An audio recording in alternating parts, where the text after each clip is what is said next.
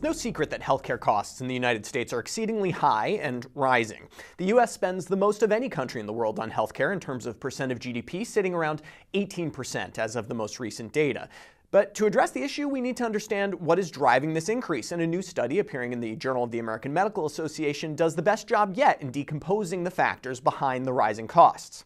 The researchers used data from the U.S. Disease Expenditure Project, which utilizes 183 data sources and 2.9 billion patient records to quantify where each healthcare dollar is being spent in this country.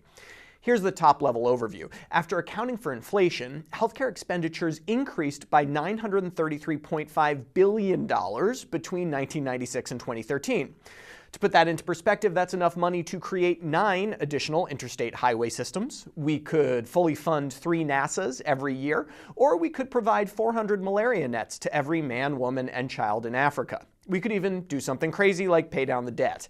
But to save money in the future, we have to know why we keep spending more. Here's the breakdown. Some of the increase in spending comes from the aging of the U.S. population and population growth. Not much we can do about that, but 50% of the increase was simply due to higher prices. This is distinct from healthcare utilization. In fact, healthcare utilization was decreased a bit over this time period. This is shown most dramatically in the data for inpatient care. Take a look at this bar chart. Use of inpatient care, that's service utilization in purple, went down substantially from 1996 to 2013 as we moved to more outpatient treatment.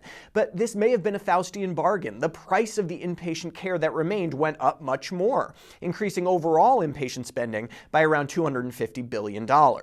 Let's take a moment to realize how weird this is economically. Demand for healthcare decreased over time, prices increased. That is not an efficient market. Now, different chronic diseases had different patterns of price increases. The biggest increase was seen in diabetes care, as you can see here, driven largely by rising costs of pharmaceuticals.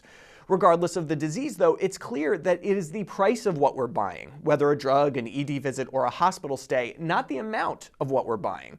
That is the major driver of cost increases. Efforts to reduce the consumption of healthcare, therefore, may not bend the cost curve as much as efforts to reduce its price. That's just my 2 cents. For MedPage Today, I'm Perry Wilson.